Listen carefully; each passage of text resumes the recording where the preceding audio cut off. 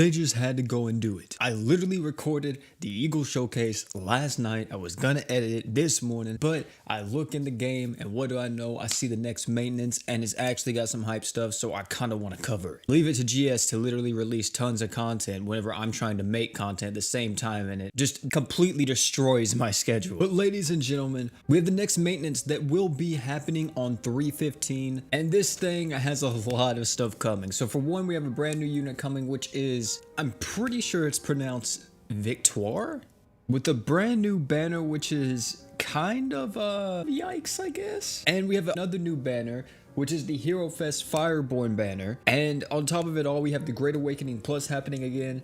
Plus, we have 2 new awakenings coming out. And if that wasn't enough, we have the new global exclusive cross battle beta, which is a feature that has been out in JP. And you're able to use 8 units. I almost said 4, which is just wild. I definitely want to try this out. Probably will stream this, by the way, on YouTube sometimes this week. Because, yeah, I wanted to see how it is, experiment with some different team comps and all that. So that's going to be really fun. So let's dissect everything and break it down very easily for y'all. So first and foremost, let's talk about Victoire. So, of course, we'll have more of an actual breakdown on this unit whenever the Should You Summon comes out. But to put it simple, Victoire is kind of a light support unit. She's able to give tons of skill CT to her team. She's also able to increase ally stats and accuracy. And she's also able to give you even more bonuses if you're a light unit. She's very light focused. She wants to be on light teams and around other light units. And that's pretty much all it comes down to with Victoire. She's not like a broken unit in any sense. She is very solid and kind of like a light sub attacker. She's pretty okay. And if you want that light sub attacker slash supporter,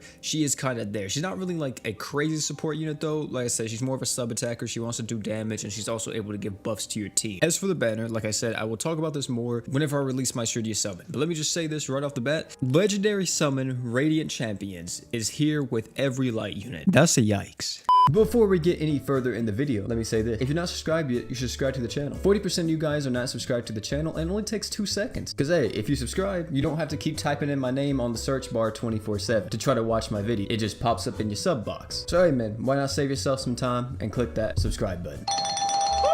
Next is going to be Hero Fest Fireboard, which is actually going to be featuring Grand Brave on the banner, along with Mira, Angelus, Ifrit, and Risley. I'm assuming this possibly could have every single fire unit in it as well, because it's very weird that they're featuring Angelus on a banner again. It's like, goodness, dude, she's been on like, what, 3 banners at this point? And then finally, let's talk about the 8 unit parties that you can start taking to cross battle boss fights. Now, in terms of what this mode gives, how hard it is, whatever the case may be, I have no idea. I will say I would expect the difficulty to be pretty up there, because you're able to use 8 units. But this is going to be some insane stuff that's going to be happening with this. I'll see if I can find some gameplay somewhere on YouTube for this and post it up on screen, or see if I can find somewhere on Twitter with some gameplay. But pretty much how this works is it's kind of on like an assist system. Think of like how it is in the raid, where you are able to see your units like in the top right. You're able to see who's coming in next. Well, you're able to switch freely between your units that are in the back line and your units that are actually currently fighting. Of course, I think this is on a timer. We'll have to see the rules and all that type of stuff whenever this mode comes out to get a general idea on restrictions. I'm pretty sure some stuff's going to be restricted, or maybe you're only able to swap like every 20 seconds. Like I said, I'm going to be streaming this on YouTube whenever it comes out, which I think it's going to be crazy. I think a lot of people are going to enjoy this mode. The main thing is, though, is I want to know, would they ever consider making this co-op? Because I'm pretty sure at first this will be solo, but I would be completely down with a co-op version of this. Imagine 8 people in one lobby, and you can arrange it. You know, you guys can set up like the party lineups or whatever, or like you can request like what lineup you want to be on, if you want to be in the main team or the back line, and then you have like unique stickers that are like, hey, tag me in and stuff like that. I think that would be really cool. Also, another thing is to point out about this is that this is called cross battle beta, so I'm pretty sure they're actually going to use it as a pseudo beta for global, because this is a global exclusive cross battle beta.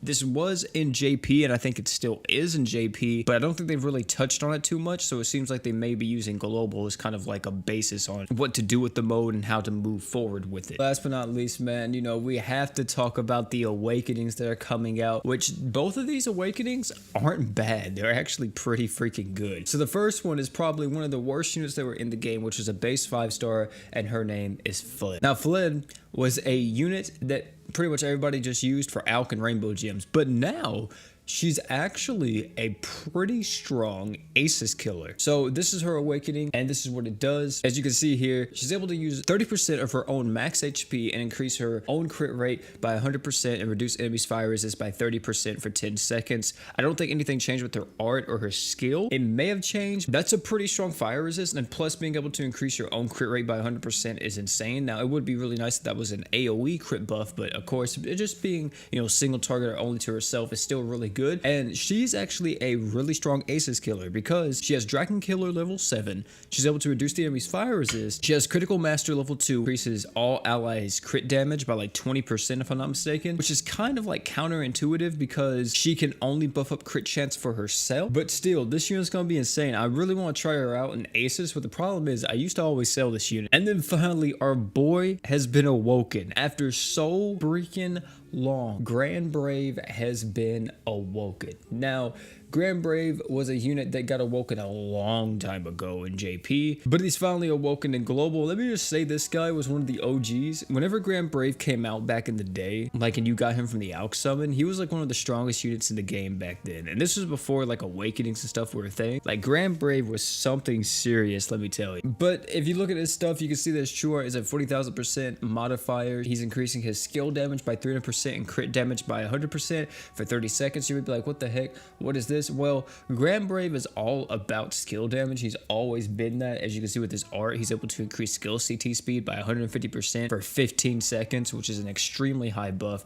and also has a high chance of burning the enemy. He also has, I think, 100% crit chance to any enemy that is burning. If you want to use him alongside the other Blade Masters too, he's able to give them even more stats and damage and all that, if I'm not mistaken. And then Arts Knowledge is passive, just by default, as long as he's on the field. 15% more arts damage to all allies, which is, you know, pretty solid. So he finally got these two awakenings, and I don't think that either one of these are necessarily bad. Their modifiers are still pretty high even for today's standards. I don't know if these modifiers were touched at all for Global. They may have been 40,000% in JP as well. But I'm definitely excited to use both these units and try them out. But ladies and gentlemen, that is it for this update video. Like I said, GS just had to come out and release something crazy with this update. And let me just say, I'm just going to go on ahead and say it because, you know, pretty much it seems to be almost confirmed at this point, judging by how these updates are going, is that more than likely in about a week or two, we're probably going to get Luan. So, hey man, save up, get ready. That's all I'm going to say. You know, it's not confirmed or anything, but that's just some sneaking suspicion I have. But this update's insane. Like I said, I'm going to be streaming later this week, so you guys can tune into that. I wish you guys luck if you're going to be summoning on any of these banners, and I wish you guys luck too in trying to grind up some crystals and everything, because it's about to be a wild ride we're going on. But it's going to be lots of content coming out, lots of stuff to do.